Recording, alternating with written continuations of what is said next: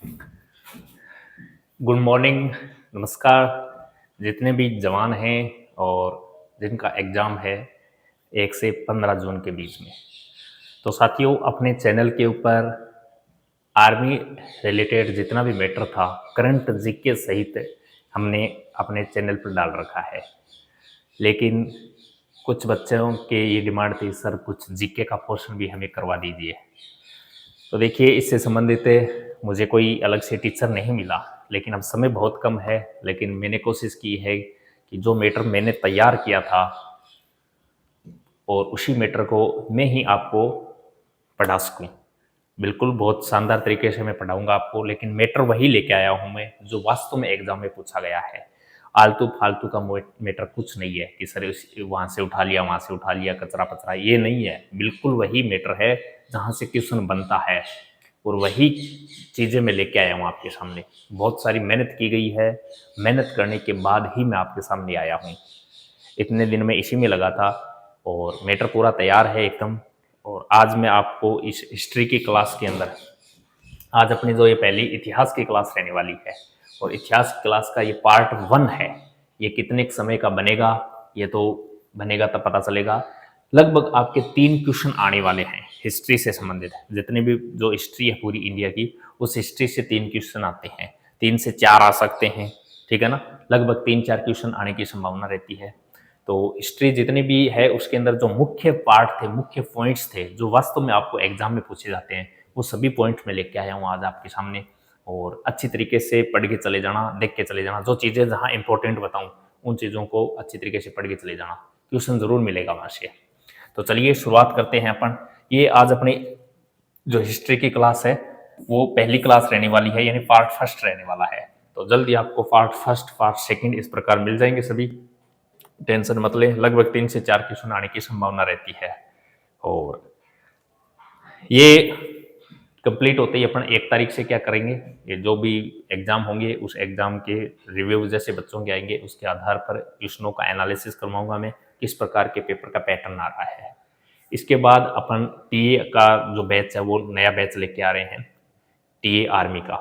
तो टीए की जो भर्ती है अब आने ही वाली है, तो उससे संबंधित अपने जो भी मैटर है उसके हिसाब से अपन एक नया बैच लेके आएंगे। उसकी घोषणा आपको कर दी जाएगी। वो भी बैच आपके लिए बिल्कुल निःशुल्क रहने वाला है, कोई चार्ज नहीं होगा। यूट्यूब पर अपन वैसे ही पढ़ाएंगे जिस प्रकार मैंने इस आर्मी में पढ़ाया है आपके लिए। ध्यान रखना, पूर्णतः निःशुल्क बैच रहने वाला है अपना, कोई शुल्क नहीं लगेगा। और वीडियो अच्छा लगे तो अपने दोस्तों को लाइक जरूर कर देना, चैनल पर नए हो तो एक बार सब्सक्राइब जरूर कर देना। तो चलिए शुरुआत करते हैं अपन आज की इस क्लास की। तो सबसे पहले मैं शुरुआत करता हूं इतिहास से संबंधित। देखिए ये अपना वॉरियर फील्ड चैनल है और इतिहास अपनी जल्दी ही एक बुक भी आ रही है, याद रखना, टीए आर्मी से संबंधित है। जो भी बच्चे टीए की तैयारी कर रहे हैं ना, उनके लिए अपन बुक निकाल रहे हैं, बिल्कुल स्पेशल बुक होगी, बहुत ही शानदार बुक, बहुत ही मेहनत की जा रही है बुक के ऊपर। साइंस कैसी होगी और मैथ्स कैसी होगी, जीके कैसा होगा, देख लेना। बुक बहुत शानदार बुक तैयार हो रही है, तो आपको जल्दी ये बुक मिल जाएगी। तो टीए की भर्ती की जो भी साथी तैयारी कर रहे हैं उनको ये बुक जरूर पढ़नी चाहिए। मैटर किस प्रकार का है, मैटर में दिखा देता हूँ हिस्ट्री में किस प्रकार का मैटर है। इसके अंदर और भी चीजें हैं वो ऐड होंगी, ये भी ध्यान रखना। तो चलिए अपन शुरुआत करते हैं अपने इतिहास की। तो सबसे पहले मैं शुरुआत करता हूं, आ जाइए। चलो शुरुआत करते हैं प्राचीन भारत का इतिहास। सबसे पहले अपन प्राचीन भारत के इतिहास की बात करते हैं। तो प्राचीन भारत में अपन क्या पढ़ते हैं, प्राचीन भारत में अपन जैसे जो भी सभ्यताएं हैं उन सभ्यताओं के बारे में पढ़ लेते हैं। इतिहास के अंदर जो काल है उस काल को पढ़ लेते हैं। तो अपने ज्यादा डीपली जाने की आवश्यकता नहीं है, इतना डीपली मैटर नहीं आता है। जो ऊपर ऊपर का मैटर आता है ना आपके एग्जाम में वही आता है और वही ये छपा गया है। इसको मत देखना सर ये क्या है, ये तो कुछ मुख्य पॉइंट्स हैं। अरे ये पॉइंट्स ही आने वाले हैं। फालतू के किसी बुक में आप घुसोगे कि सर बुक के अंदर बहुत सारा मैटर दिया हुआ है, ऐसे दिया हुआ है, क्वेश्चन ऐसे नहीं आते। ऐसे इस पूरी हिस्ट्री के अंदर ये एक सभ्यता के ऊपर आपको बुक मिल जाएगी, लेकिन जो मैटर वास्तव में आपके एग्जाम ओरिएंटेड है वही पढ़ना उचित होता है, तभी पेपर क्लियर होता है। फालतूबाजी में बहुत सारा मैटर पड़ा है, बहुत सारी मैराथनें पड़ी हैं, लेने से कुछ नहीं होता। मैटर ये देखो कि ये मैटर आ रहा है क्या अपने, अपने सिलेबस में है क्या, आपके सिलेबस के अकॉर्डिंग पूरा मैटर तैयार किया गया है। एक बार पढ़ोगे, पढ़ने के बाद मजा आ जाएगा। क्वेश्चन न मिले तो मुझे बता देना। तो प्राचीन भारत का इतिहास। भारतवर्ष शब्द का सर्वप्रथम उल्लेख हाथी गुफा अभिलेख में मिलता है। आपको याद रखना है, जो भारत वर्ष शब्द का सर्वप्रथम उल्लेख कौन से अभिलेख में मिलता है, तो हाथी गुफा अभिलेख में मिलता है। ये क्वेश्चन पूछा हुआ क्वेश्चन है। मनुष्य द्वारा बोई गई सबसे पहली फसल जौ या यव कहलाती है। ये क्वेश्चन भी पूछा हुआ है। मनुष्य द्वारा सबसे पहले जो फसल बोई गई थी ना, उसे जौ या यव कहा जाता था। ये जौ या यव थी। अर्थशास्त्र के लेखक चाणक्य हैं। अर्थशास्त्र के लेखक कौन है? चाणक्य हैं। यह भी क्वेश्चन पूछा गया। अरे हर लाइन में क्वेश्चन है, हर लाइन में क्वेश्चन है। फालतू मैटर कुछ भी नहीं है, कोई कचरा नहीं है इसके अंदर। हर लाइन में आपको क्वेश्चन मिलेगा। इन्हें विष्णुगुप्त या कौटिल्य के नाम से भी जाना जाता है। विष्णुगुप्त या कौटिल्य, जो मौर्य वंश की स्थापना की, चंद्रगुप्त मौर्य को शासक बनाया था, वही ये चाणक्य चंद्रगुप्त मौर्य को शासक बनाया था। घनानंद को हराकर, नंद वंश के अंतिम शासक थे कि घनानंद, उन्होंने इनकी क्या की थी, कुछ अपमान कर दिया था। इसलिए घनानंद के अंतिम शासक, नंद वंश के अंतिम शासक घनानंद को हराकर ये चाणक्य या विष्णुगुप्त या कौटिल्य चंद्रगुप्त मौर्य को मौर्य वंश का संस्थापक बनाया था। ध्यान रखना इसको। राज त्रिंगिणी पुस्तक के लेखक कलहण है। वेरी इंपॉर्टेंट क्वेश्चन है। राज त्रिंगिणी पुस्तक के लेखक कौन है? कलहण है। इस पुस्तक में कश्मीर के राजाओं का क्या दिया गया है? इतिहास, यानी उनके कश्मीर के राजाओं से संबंधित इतिहास का वर्णन किया गया है। किसमें? राज त्रिंगिणी में। अष्टाध्यायी पुस्तक के लेखक कौन है? पाणिनि। ये देखिए 1, 2 और 3 वेरी इंपॉर्टेंट। अष्टाध्यायी पुस्तक के लेखक कौन है? पाणिनि है। यह संस्कृत व्याकरण की पुस्तक है। संस्कृत व्याकरण की पुस्तक है ये। अब आगे बात करते हैं सिंधु घाटी या हड़प्पा सभ्यता से संबंधित कुछ क्वेश्चंस बनते हैं आपके। सिंधु घाटी या हड़प्पा सभ्यता से संबंधित क्वेश्चन, तो उनकी चर्चा कर लेते हैं। सबसे पहले बात करते हैं सिंधु घाटी या हड़प्पा सभ्यता में क्या है। देखो, भारत का सबसे प्राचीन नगर मोहनजोदड़ो था। क्वेश्चन ये पूछा जाता है कि भारत का सबसे प्राचीन नगर कौन सा था, तो इसका आंसर रहने वाला है मोहनजोदड़ो। भारत का सबसे प्राचीन नगर था। इसे मृतकों का क्या कहा जाता है? मोहनजोदड़ो को मृतकों का टिल्ला कहा जाता है। सिंधु घाटी सभ्यता का काल 2500 ईसा पूर्व से 1750 ईसा पूर्व था। जो सिंधु घाटी सभ्यता का काल था ना, ईसा पूर्व है ये, याद रखना। 2500 ईसा पूर्व से 1750 ईसा पूर्व का काल था। सिंधु घाटी सभ्यता की खोज राय बहादुर दयाराम साहनी ने 1921 में की थी। पता नहीं कितनी बार क्वेश्चन पूछा है। सिंधु घाटी सभ्यता की खोज राय बहादुर दयाराम साहनी ने 1921 में की थी। बहुत बार क्वेश्चन पूछा गया है यहाँ से। सिंधु घाटी सभ्यता का प्रमुख बंदरगाह क्या था? लोथल था। सिंधु घाटी सभ्यता का प्रमुख बंदरगाह क्या था? जिसका नाम था लोथल। ये याद रखना है। सिंधु घाटी सभ्यता की लिपि कैसी थी? भावात्मक या चित्रात्मक थी। हर लाइन में क्वेश्चन है, हर लाइन में क्वेश्चन है। ये इतने लाइन में पढ़ जाना आप। क्वेश्चन नहीं मिले तो मुझे बता देना आपके। फालतू बुक पढ़ने से अच्छा है ये इतना मैटर पढ़ जाना और जरूर क्वेश्चन मिलेगा। तो सिंधु घाटी सभ्यता की लिपि भावात्मक या चित्रात्मक थी। यह लिपि दाईं से बाईं ओर लिखी जाती थी। अपन तो क्या करते हैं, बाईं से दाईं तरफ लिखते हैं ना, लेकिन सिंधु घाटी सभ्यता की जो लिपि थी ना, भावात्मक या चित्रात्मक, ये दाईं से बाईं की तरफ लिखी जाती थी। जिस प्रकार उर्दू लिखी जाती है ना, सेम उसी प्रकार। सिंधु सभ्यता के से जुड़े हुए महत्वपूर्ण तथ्य क्या है? चलो इनकी बात कर लेते हैं। सिंधु सभ्यता से जुड़े हुए महत्वपूर्ण तथ्य देखो क्या क्या है। सिंधु घाटी सभ्यता के लोग पूजा करते थे किसकी? वृक्ष तथा पशु की। सिंधु घाटी सभ्यता के लोग पूजा करते थे वृक्ष और पशुओं की। सिंधु घाटी सभ्यता के लोगों की मुख्य फसल गेहूं और क्या थी? जौ थी। सिंधु घाटी सभ्यता में घोड़ों के अवशेष मिले हैं। कहां पर? सुरकोटदा में। सुरकोटदा में सिंधु घाटी सभ्यता में घोड़े के अवशेष मिले हैं। हड़प्पा सभ्यता किस युग की सभ्यता है? तो ये कांस्य युग की सभ्यता है। हड़प्पा सभ्यता किस युग की सभ्यता है? याद रखना, हड़प्पा सभ्यता कांस्य युग की सभ्यता है। स्टेडियम के साक्ष्य कहाँ मिले हैं? तो स्टेडियम के साक्ष्य धोलावीरा में मिले हैं। धोलावीरा के अंदर स्टेडियम के साक्ष्य मिले हैं। मनुष्य के साथ कुत्ते के दफनाने के साक्ष्य कहाँ मिले हैं? रोपड़ से मिले हैं। मनुष्य और कुत्ते को एक साथ दफनाया गया, इस प्रकार के साक्ष्य कहाँ मिले हैं? तो रोपड़ से मिले गए। सिंधु घाटी सभ्यता के लोगों का मुख्य व्यवसाय क्या था? भैया जी व्यापार था। सिंधु घाटी सभ्यता के लोगों का जो मुख्य व्यवसाय था वो व्यापार था। मैं इसके इर्द गिर्द की कोई चीज नहीं समझाने वाला हूँ। आप ये मत देखना सर इसके इर्द गिर्द की चीजें बताओ, कोई मतलब नहीं निकलेगा। समझाने में क्या कुछ नहीं है, थोड़ा अच्छी तरीके से और समझा सकते हैं, लेकिन कोई मतलब नहीं निकलेगा। इतना टाइम भी नहीं है आपके पास। ये मुख्य मुख्य चीजें पढ़ के चले जाना, ठीक है ना? मुख्य मुख्य चीजें ये पढ़ के चले जाना आप। सिंधु घाटी सभ्यता के लोग विश्वास करते थे मातृशक्ति पर। किस पर विश्वास करते थे? मातृशक्ति पर विश्वास करते थे। मोहनजोदड़ो का स्थानीय नाम था मृतकों का टीला, जो पहले भी आ चुका है। इसके अलावा और क्या क्वेश्चन बन सकता है इससे संबंधित? देखो, मिट्टी से बने हल के साक्ष्य कहाँ मिले हैं? बनावली। मिट्टी से बने हल के साक्ष्य, मिट्टी से बने हल के साक्ष्य बनावली में मिले हैं। हल बनाया ही तो जाता है, याद रखना, हल बना हुआ मिला था बनावली में, इस प्रकार याद कर लेना। नर्तकी की कांस्य मूर्ति कहाँ मिलती है? मोहनजोदड़ो में। एक नृत्य करती हुई महिला की कांस्य की क्या है कि मूर्ति है, और वो कहाँ मिली थी? ये मोहनजोदड़ो में मिली थी। सिंधु घाटी के लोगों का मनोरंजन साधन था तो शिकार करना, मछली पकड़ना, ये मनोरंजन का साधन था। आज मनोरंजन का साधन क्या है भैया जी? रील देखना। अपना जो मनोरंजन का साधन है वर्तमान के अंदर, वो रील देखना है। उसी प्रकार मोहनजोदड़ो में मोबाइल तो था नहीं, तो रील कैसे देखें? तो वो जो टाइम पास करने का जो साधन था वो था शिकार कर लो भैया, मछली पकड़ लो, ये था। युग्म समाधियां कहाँ मिली? तो लोथल और कालीबंगा में मिली थी। युग्म समाधियां, युग्म के साथ समाधियां कहाँ मिली? लोथल और कालीबंगा में मिली हैं। विशाल स्नानागार के साक्ष्य कहाँ मिले हैं भैया जी? मोहनजोदड़ो में मिला है। विशाल स्नानागार के साक्ष्य मोहनजोदड़ो में मिले। सिंधु घाटी सभ्यता का सबसे बड़ा स्थल क्या है? ये भी मोहनजोदड़ो है। सिंधु घाटी सभ्यता का सबसे बड़ा स्थल भी कौन सा है? मोहनजोदड़ो है। सिंधु सभ्यता का बंदरगाह लोथल है। जूते हुए खेत के साक्ष्य कहाँ मिले हैं? कालीबंगा से मिले हैं। सिंधु घाटी सभ्यता के घर बने थे ईंटों से। एक तो ये याद रखना, जूते हुए खेत के साक्ष्य कालीबंगा से मिले, पूछा हुआ क्वेश्चन है ये। सिंधु घाटी सभ्यता के घर बने थे तो ईंटों से बने थे। चलो इसके अलावा और क्या बातें हैं पढ़ लेते हैं। हड़प्पा के निवासी किस खेल में रुचि रखते थे? तो हड़प्पा के निवासी शतरंज के अंदर रुचि रखते थे। हड़प्पा के खिलाड़ी किस में रुचि रखते थे? तो ये याद रखना, शतरंज के अंदर। मन के बनाने के कारखाने के अवशेष चंद हुदड़ो और लोथल से मिले हैं। मन के बनाने के जो जो मृद भांड होते थे ना, उनको कहा जाता है मन के, और कुछ नहीं। मृद भांड बनाने या मन के बनाने के कारखाने चंद हुदड़ो या लोथल से प्राप्त हुए हैं। सिंधु लिपि का उल्लेख, सिंधु लिपि को लिखने की पद्धति है ब्रोस्टोफेडन। ब्रोस्टोफेडन, ये सिंधु लिपि को लिखने की ब्रोस्टोफेडन, ये इंग्लिश नाम देख लेना चाहिए, ब्रोस्टोफेडन। ये सिंधु लिपि को लिखने की पद्धति थी ब्रोस्टोफेडन।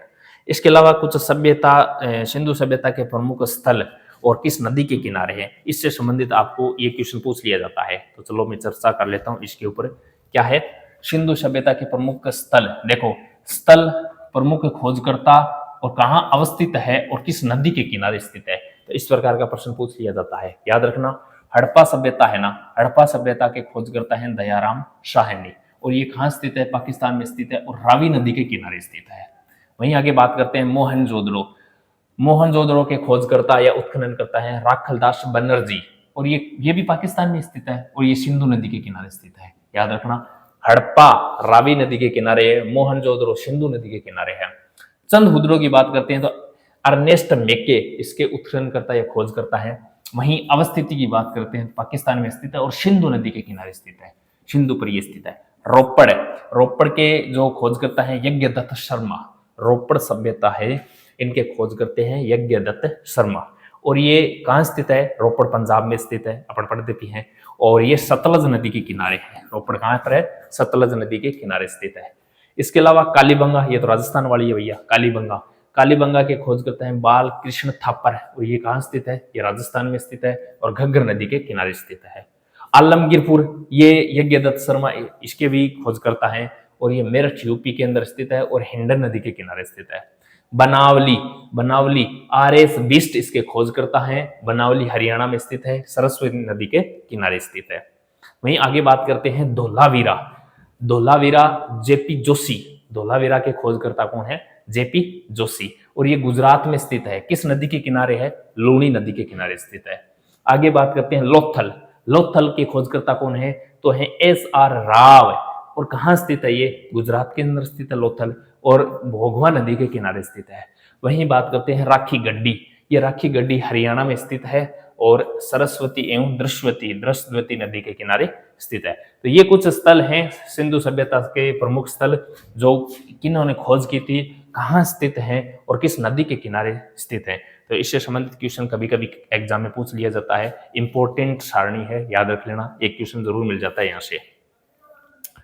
नेक्स्ट अपन बात करते हैं, देखिए वैदिक सभ्यता की बात करते हैं। वैदिक सभ्यता की है, देखो वैदिक काल को दो भागों में विभाजित किया गया है। कौन सा भाग? उत्तर और ऋग्वैदिक काल और उत्तर वैदिक काल। वैदिक सभ्यता को दो भागों में विभाजित कर दिया गया था, ऋग्वैदिक काल और उत्तर वैदिक काल। ऋग्वैदिक काल का समय क्या है?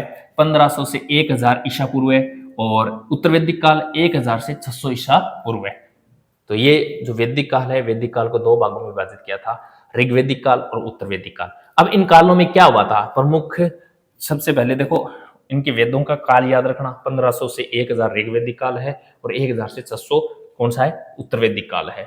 अब देखो प्रमुख वेद की बात करते हैं। भारत के सबसे प्राचीन ग्रंथ वेद का शाब्दिक अर्थ क्या होता है? भैया जी ज्ञान होता है। भारत के सबसे प्राचीन ग्रंथ वेद का शाब्दिक अर्थ क्या है? ज्ञान है। वेदों की संख्या 4 होती है, सब जानते हो, ऋग्वेद, यजुर्वेद, सामवेद और अथर्ववेद। ये 4 वेद है। ऋग्वेद यह सबसे प्राचीन वेद है, इसमें 10 मंडल हैं, 1028 सूक्त तथा लगभग 10,580 क्या है? ऋचाएं हैं। तो ये ऋग्वेद से संबंधित याद रखना, 10 मंडल है इनमें। इसके अलावा बात करते हैं अपन, देवता सोम का उल्लेख 9वें मंडल में किया गया है। ऋग्वेद के अंदर कितने मंडल है भैया? 10 मंडल है। क्वेश्चन पूछा जाता है देवता सोम का उल्लेख कौन से मंडल में किया गया है? याद रखना 9वें मंडल में। कौन से मंडल में? 9वें मंडल में देवता सोम का उल्लेख किया गया है। गायत्री मंत्र, इसका उल्लेख कहां किया गया है? जिसकी रचना ऋषि विश्वामित्र ने की थी, उसका उल्लेख ऋग्वेद के 3रे मंडल में किया गया है। वेरी इंपॉर्टेंट है भैया। गायत्री मंत्र की रचना की किसने थी? ऋषि विश्वामित्र ने की थी, और ये ऋग्वेद के 3रे मंडल के अंदर रखा गया। देखो गायत्री के अंदर देखो 3 ही अक्षर हैं, तो 3रा मंडल याद रखना, गायत्री 3रे मंडल में स्थित है। बात करते हैं यजुर्वेद। यह वेद गद्य पद्य दोनों में लिखा गया है। ऐसा कौन सा वेद है जो गद्य एवं पद्य दोनों में लिखा गया है? तो आंसर रह जाएगा यजुर्वेद। वही बात करते हैं सामवेद की। इस वेद में संगीत, सा से याद रख लेना, संगीत। इस वेद में संगीत की जानकारी मिलती है, इसलिए इसे भारतीय संगीत का जनक कहा जाता है। तो भारतीय संगीत का जनक है किस वेद को कहा जाता है? तो इसे सामवेद को कहा जाता है। वेरी इंपॉर्टेंट है।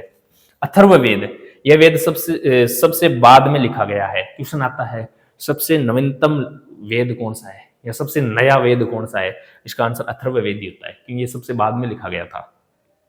इसे आधुनिक वेद भी कहते हैं। इसमें जादू टोना, तंत्र मंत्र, चिकित्सा, विवाह तथा लौकिक जीवन का उल्लेख मिलता है।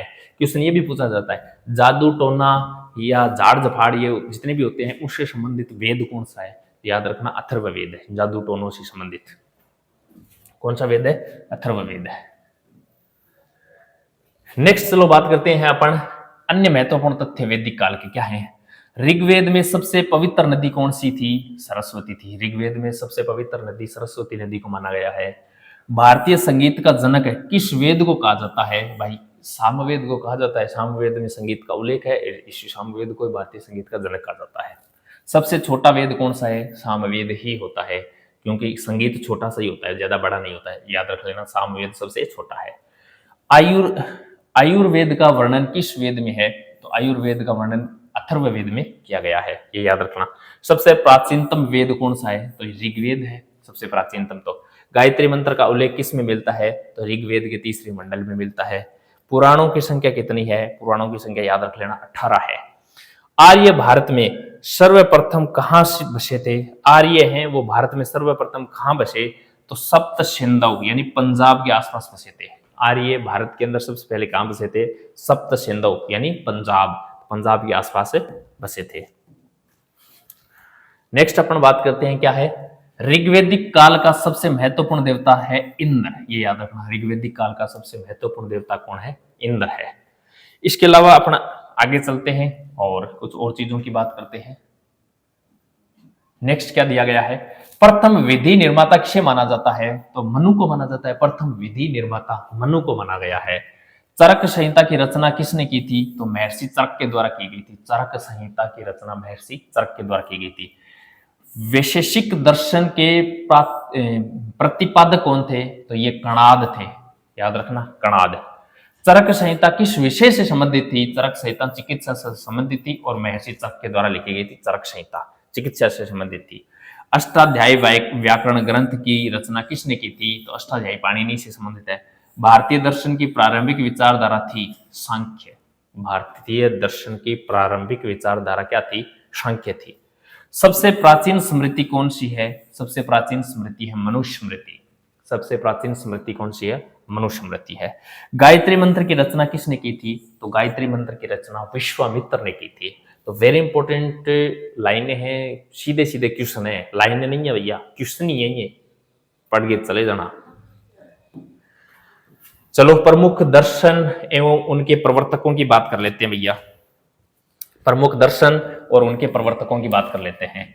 दर्शन और प्रवर्तक देखो, योग दर्शन किसका है? पतंजलि का है। न्याय दर्शन गौतम का है। चारवाक दर्शन चारवाक का है। सांख्य दर्शन कपिल, तो सबसे प्राचीन दर्शन भी है, कपिल का है, ये कपिल मुनि का है सांख्य दर्शन। पूर्व मीमांसा ये जैमिनी का है। उत्तर मीमांसा बादरायण का है। वैशेषिक ये कणाद या उल्लूक का है। ये प्रमुख दर्शन और उनके प्रवर्तक हैं जो सीधे सीधे एग्जाम में यहां से क्वेश्चन पूछा जाता है। चलो नेक्स्ट बात करते हैं धर्म से। सबसे पहले अपन बात करते हैं बौद्ध धर्म की।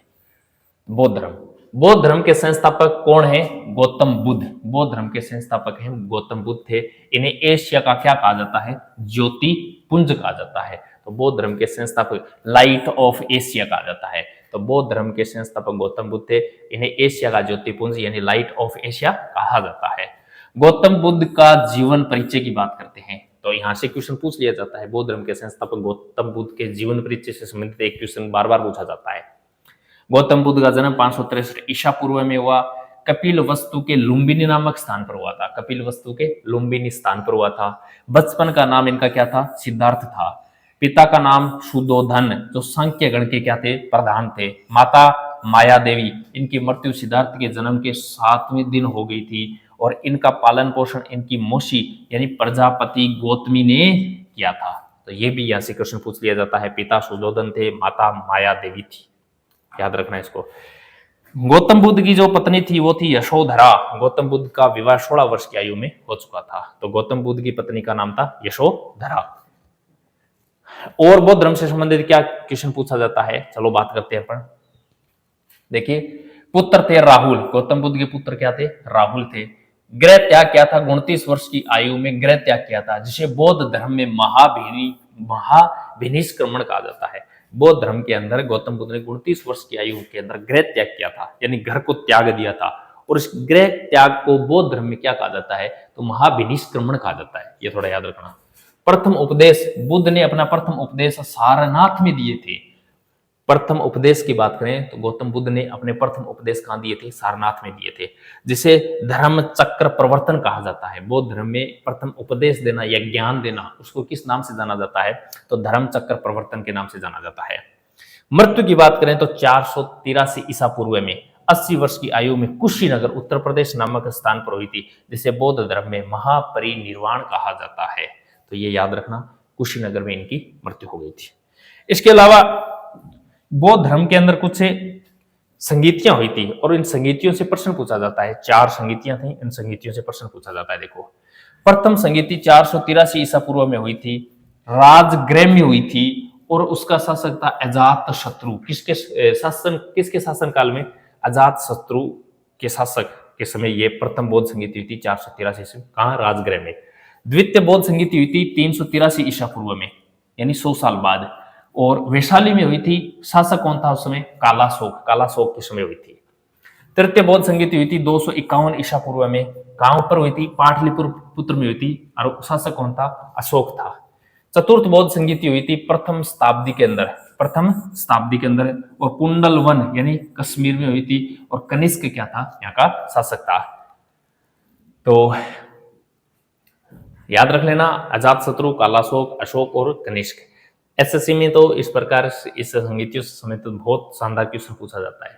आपका भी क्वेश्चन यहाँ से बन सकता है, तो इनको एक बार पढ़ के जरूर चले जाना।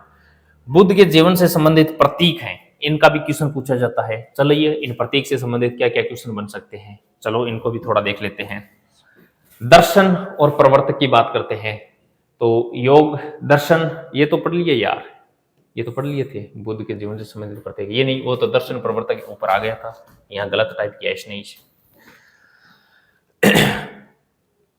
जैन धर्म से संबंधित देखो, जैन धर्म के संस्थापक तथा प्रथम तीर्थंकर ऋषभ देव, जिसे आदिनाथ के नाम से जाना जाता है।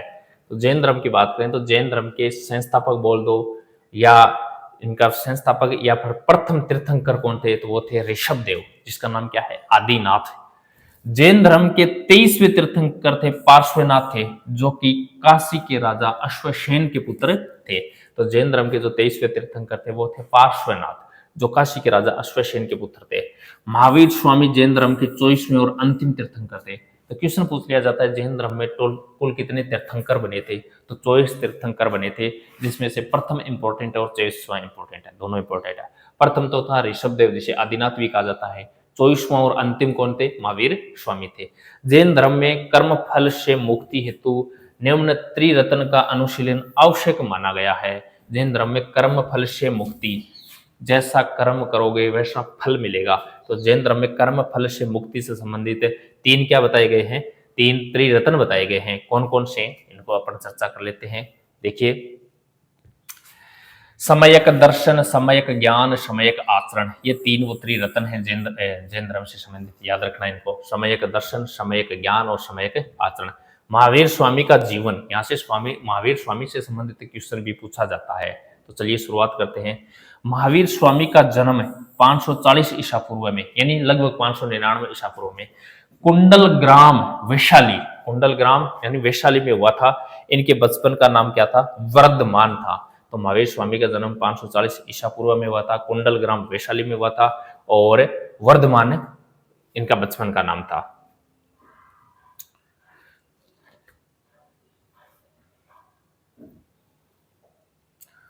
इनके पिता सिद्धार्थ तथा माता का नाम क्या था, त्रिशला थी। महावीर स्वामी के पिता का नाम था सिद्धार्थ, वहीं इनकी माता का नाम क्या था, त्रिशला था। इनकी पत्नी का नाम था यशोदा था, जिनसे एक पुत्री प्रिय दर्शना का जन्म हुआ था। तो इनकी पत्नी का नाम था यशोदा और जिनसे एक पुत्री का जन्म हुआ था जिसका नाम था प्रिय दर्शना। आगे क्या है देखो, 30 वर्ष की अवस्था में महावीर ने गृह त्याग किया था। 30 वर्ष की अवस्था में महावीर ने गृह त्याग किया था। वहीं बौद्ध धर्म में बात करते हैं तो 29 वर्ष की अवस्था में किया था उन्होंने।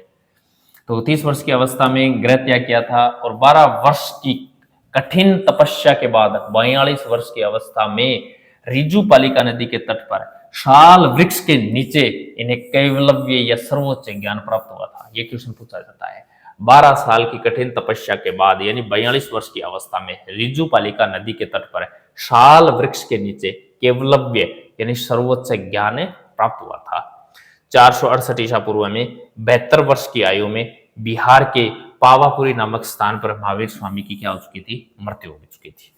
और क्या क्वेश्चन पूछा जाता है यहाँ से, जैन संगीतियों से संबंधित जो 2 जैन संगीतियां हैं याद रखना। 4 तो बौद्ध संगीति हैं, 2 जैन संगीतियां हैं।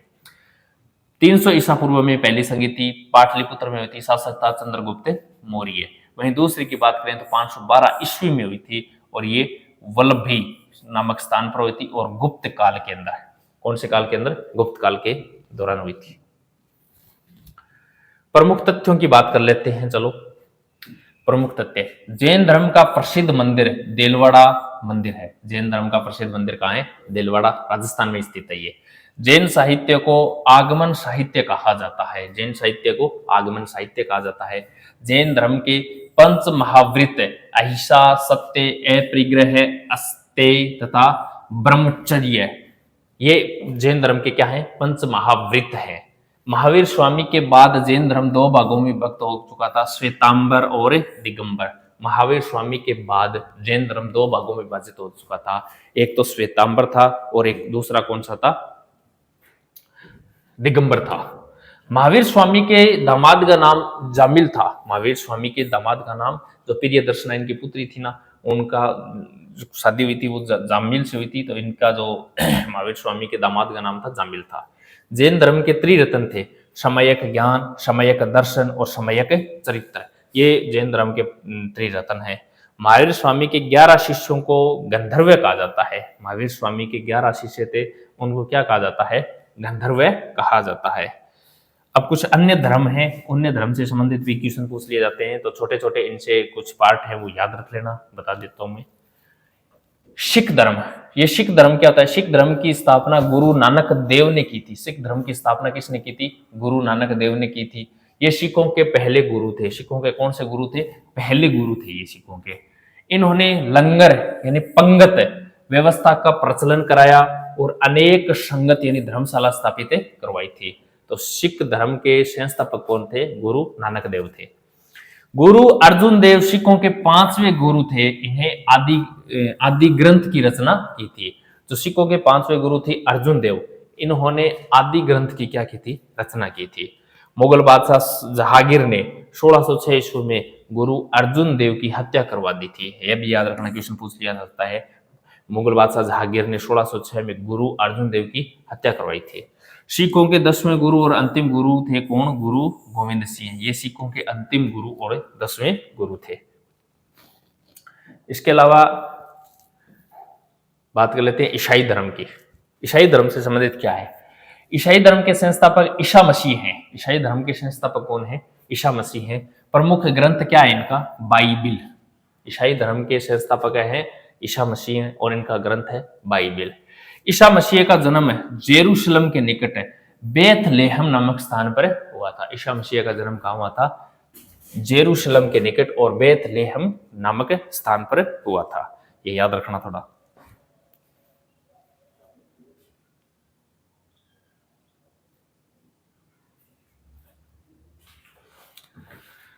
चलिए आगे शुरुआत करते हैं। इनके जन्म को क्रिसमस डे के रूप में मनाया जाता है। आप भी मनाते हैं, आजकल इसका क्रेज थोड़ा ज्यादा ही बढ़ रहा है, तो क्रिसमस डे के रूप में मनाते हैं।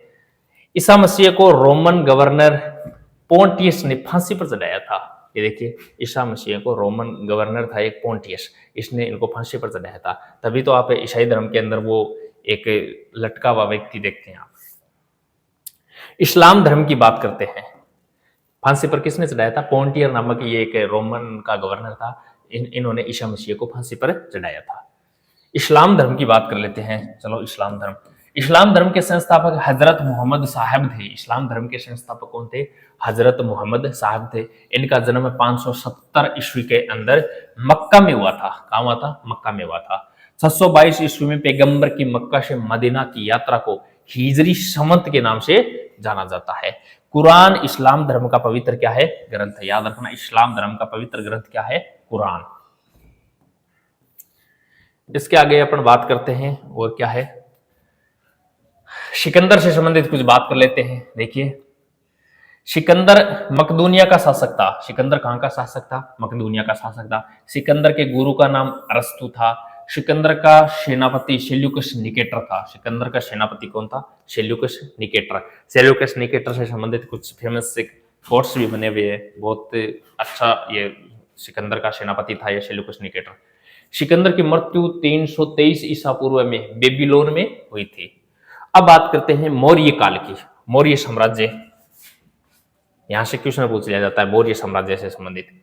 तो मौर्य साम्राज्य का संस्थापक कौन था? चंद्रगुप्त मौर्य था। 322 से 298 ईसा पूर्व मौर्य साम्राज्य का काल रहा था। 322 ईसा पूर्व से 298 ईसा पूर्व। और मौर्य साम्राज्य का संस्थापक कौन है? चंद्रगुप्त मौर्य। मौर्य वंश की स्थापना चंद्रगुप्त मौर्य के द्वारा की गई थी। इन्हें सेंड्रोकोटस भी कहा जाता है। तो मौर्य वंश की स्थापना चंद्रगुप्त मौर्य के द्वारा की गई थी और इन्हें सेंड्रोकोटस भी कहा जाता है। चंद्रगुप्त मौर्य का प्रधानमंत्री चाणक्य, बस इन्हीं की देन थी ये। चंद्रगुप्त मौर्य को मौर्य वंश का संस्थापक बनाने के पीछे हाथ किसका था? इस चाणक्य का ही था। इसकी सहायता से चंद्रगुप्त ने घनानंद को हराया था। नंद वंश के अंतिम शासक थे कौन? घनानंद। इस घनानंद ने क्या किया था? इस चाणक्य का अपमान किया था। इसलिए इस चाणक्य ने चंद्रगुप्त मौर्य को तैयार किया और इस घनानंद को हराकर यहाँ पर चंद्रगुप्त मौर्य ने मौर्य वंश की स्थापना की थी। चाणक्य ने अर्थशास्त्र नामक पुस्तक लिखी थी जिसका शाब्दिक प्राचीन भारतीय राजनीति से, जिसका संबंध किससे है? प्राचीन भारतीय राजनीति से संबंधित है। और अपन देखते हैं कि राजनीति में कोई अच्छा व्यक्ति होता है तो उसको चाणक्य कहा जाता है, क्योंकि ये चाणक्य की जो पुस्तक है अर्थशास्त्र, ये राजनीति से संबंधित है, भारतीय राजनीति से ही संबंधित है। इसके अलावा थोड़ी और बात कर लेते हैं। चंद्रगुप्त मौर्य जैन धर्म का अनुयायी था। यह भी क्वेश्चन पूछ लिया जाता है। चंद्रगुप्त मौर्य कौन से धर्म का अनुयायी था? तो जैन धर्म का अनुयायी था। और उसके धार्मिक गुरु कौन थे? भद्रबाहु थे। धार्मिक गुरु थे भद्रबाहु थे। मेगस्थनीज जो सेल्यूकस निकेटर का राजदूत था, चंद्रगुप्त के दरबार में रहता था। और इसने इंडिका नामक पुस्तक लिखी थी। वेरी इंपॉर्टेंट रही ना भैया। जो मेगस्थनीज है ना, मेगस्थनीज जो सेल्यूकस निकेटर का राजदूत था मेगस्थनीज, और ये चंद्रगुप्त के दरबार में रहता था। और इसने कौन सी पुस्तक लिखी थी? इंडिका। क्वेश्चन आता है इंडिका किसकी है? तो मेगस्थनीज की पुस्तक है। चंद्रगुप्त मौर्य की मृत्यु 298 ईसा पूर्व में स्वर्ण बेलगोला कर्नाटक में हुई थी। यह भी क्वेश्चन पूछा हुआ है। स्वर्ण बेलगोला कर्नाटक में चंद्रगुप्त मौर्य की क्या हो चुकी थी? मृत्यु हो चुकी थी। इसके बाद आता है बिंदुसार, 298 ईसा पूर्व से 273 ईसा पूर्व। तो बिंदुसार से संबंधित क्या क्या क्वेश्चन बनते हैं, इनकी भी चर्चा कर लेते हैं। बिंदुसार का कार्यकाल होता है 298 ईसा पूर्व से 273 ईसा पूर्व। चंद्रगुप्त मौर्य का उत्तराधिकारी कौन था? बिंदुसारी था। बिंदुसार को अमित्र घात यानी शत्रु विनाशक भी कहा जाता है, शत्रुओं का नाश करने वाला, उसे अमित्र घात कहा गया है। सीरिया के शासक एंटियोकस प्रथम ने डायमेक्स नामक राजदूत को बिंदुसार के दरबार में भेजा था। एक सीरिया का शासक था एंटियोकस, इसने एंटियोकस प्रथम ने अपना एक राजदूत था डायमेक्स नामक राजदूत, इसको बिंदुसार के दरबार में भेजा था। वर्तमान के अंदर भी राजदूत जाते हैं दूसरे देशों में, उसी प्रकार इतिहास के अंदर भी ये राजदूत देते थे, ये थोड़ा ध्यान रखना। वायु पुराण में बिंदुसार को भद्रसार तथा जैन ग्रंथों में से सिंहसेन कहा गया है। जो वायु पुराण में बिंदुसार को भद्रसार है, जबकि जैन ग्रंथों में किसको? बिंदुसार को सिंहसेन कहा गया है। इसके बाद करते हैं अशोक महान की। वेरी इंपॉर्टेंट क्वेश्चन बन जाता है सम्राट अशोक से। क्या क्वेश्चन बनता है? देखो, अशोक का कार्यकाल है 273 ईसा पूर्व से 232 ईसा पूर्व। ये अशोक का कार्यकाल है। अशोक 269 ईसा पूर्व में मगध की राजधानी राजगद्दी पर बैठा था। अशोक 269 ईसा पूर्व में मगध की गद्दी पर बैठा था और राजगद्दी पर बैठने के समय वह अवंती का राज्यपाल था। ये क्वेश्चन बार बार पूछा गया है कि अशोक जब मगध की राजगद्दी पर बैठा था तो बैठने से पहले क्या था? तो ये याद रखना, अवंती का राज्यपाल था। ये अवंती का राज्यपाल था। पुराणों में अशोक को अशोक वर्धन कहा गया है। पुराणो61 में अशोक को क्या कहा गया है? अशोक वर्धन कहा गया है। इसके अलावा कुछ और बातें पढ़ लेते हैं। राजगद्दी पर बैठने के 8 वर्ष बाद 261 ईसा पूर्व में अशोक ने कौन सा युद्ध लड़ा था? कलिंग युद्ध लड़ा था। और वही कलिंग युद्ध है, यहाँ से अशोक का हृदय परिवर्तित हो जाता है। जो नरसंहार होता है, उस नरसंहार को देखकर अशोक का हृदय परिवर्तित हो जाता है और इसने क्या क्या कर लेता है? ये बौद्ध धर्म को ग्रहण कर लेता है। आक्रमण किया, उसकी राजधानी तोसली पर अधिकार कर लिया। कलिंग की राजधानी तोसली पर अधिकार कर लिया। कलिंग युद्ध का वर्णन 13वें शिलालेख में मिलता है। 261 ईसा पूर्व में हुआ था, उल्लेख 13वें शिलालेख में मिलता है। अशोक का धार्मिक गुरु था उपगुप्त। अशोक का धार्मिक गुरु कौन था? उपगुप्त था। अशोक की माता का नाम सुभद्रांगी था। अशोक ने बौद्ध धर्म के प्रचार के लिए, देखो कलिंग युद्ध के बाद में अशोक ने बौद्ध धर्म धारण किया था और अशोक ने बौद्ध धर्म के प्रचार के लिए अपने पुत्र महेंद्र और पुत्री संघमित्रा को कहां भेजा गया था? श्रीलंका भेज दिया गया था। यह थोड़ा ध्यान रखना। और क्या क्वेश्चन बनते हैं? अशोक के शिलालेखों को सर्वप्रथम 1837 ईस्वी में जेम्स प्रिंसेप ने पढ़ा था। यह भी क्वेश्चन पूछा हुआ है। अशोक के जो शिलालेख थे इसको सर्वप्रथम 1837 ईस्वी में जेम्स प्रिंसेप ने पढ़ा था। इनकी संख्या कितनी है? 14 है। शिलालेखों की खोज 1750 ईस्वी में टी फेंथलर ने की थी। इस शिलालेखों की खोज 1750 में टी फेंथलर ने की थी, लेकिन ये पढ़े गए थे 1837 में। किसके द्वारा? जेम्स प्रिंसेप के द्वारा पढ़े गए थे। 14 थे ये शिलालेख। अब कुछ महाजनपद हैं और महाजनपद से संबंधित भी क्वेश्चन पूछ लिया जाता है। चलो,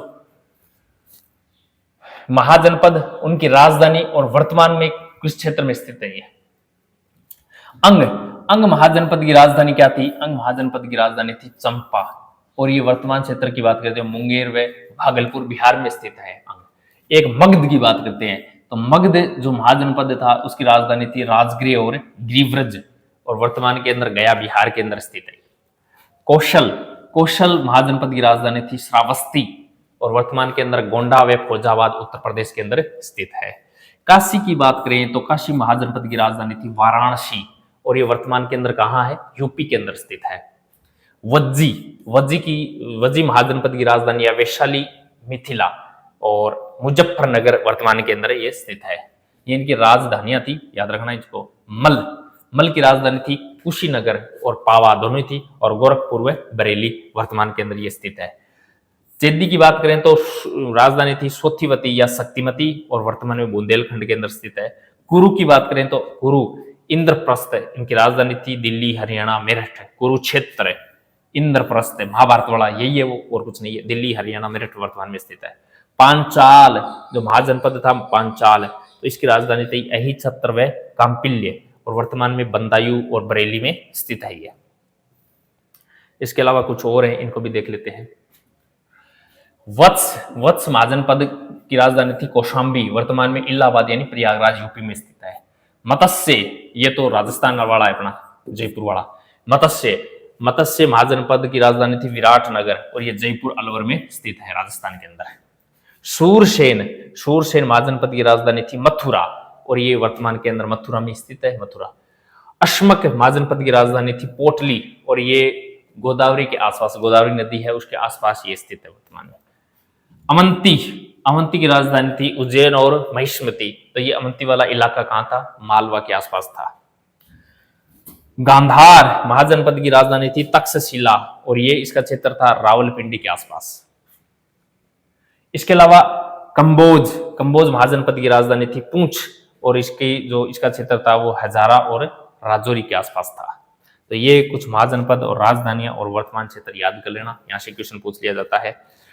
अब यहां से आगे गुप्त साम्राज्य की बात करेंगे, तो वो मैं इसकी चर्चा कल करूंगा आपके साथ। और चर्चा मैं कल तभी करूंगा जब आप इस वीडियो पर अपना थोड़ा बहुत प्यार दोगे, वरना फालतू में कंठ फाड़ने से कोई मतलब नहीं निकलता। और जितने भी बच्चे हैं क्लास को जरूर देखना, और क्लास देखने के बाद आपको ऐसा लगे कि हाँ सर कुछ हमें फायदा हो रहा है, तब तो मुझे कमेंट करके बता देना। इसी प्रकार मैं पूरी हिस्ट्री, ज्योग्राफी और पॉलिटी ये करवा दूंगा। और आपको लगता है कि नहीं सर कोई मजे वाली बात है नहीं, तो कोई दिक्कत नहीं है, फिर अपन आगे ये जीके वाला है ये पोर्शन नहीं करेंगे। तो जितने भी साथी हैं कमेंट करके जरूर बताना इसका पार्ट 2 चाहिए या नहीं चाहिए। तो पार्ट 2 के लिए कमेंट कर देना, जितने ज़्यादा कमेंट आएंगे उसके हिसाब से मैं इसका पार्ट 2 लेके आ जाऊँगा। और बहुत ही शानदार मैटर को तैयार किया गया है, इसके अंदर मेहनत लगी है। आपको लगा होगा कि सर ये क्या है, ये आपने एक लाइन लेके आए हो। बहुत इंपॉर्टेंट चीज़ें हमने पहले अलग की हैं, उसके बाद इनको टाइप भी करवाया है, और उसके बाद मैं आपके सामने आया हूँ, ऐसे नहीं है। तो जितने भी साथी हैं आपको लगता है कि ना सर पार्ट 2 चाहिए, हमें पढ़ना है, तो कमेंट करके ज़रूर बता देना। वीडियो अच्छा लगे तो लाइक कर देना, चैनल पर नए हो तो सब्सक्राइब कर देना, और वीडियो के डिस्क्रिप्शन में लिंक दिया हुआ है टेलीग्राम का, उसको ज्वाइन कर देना। ये PDF मैं टेलीग्राम पर डाल दूंगा, वहाँ से पढ़ सकते हो इसको। तो आज के लिए इतना ही, बाकी पढ़ेंगे नेक्स्ट क्लास में। जय हिंद, जय भारत।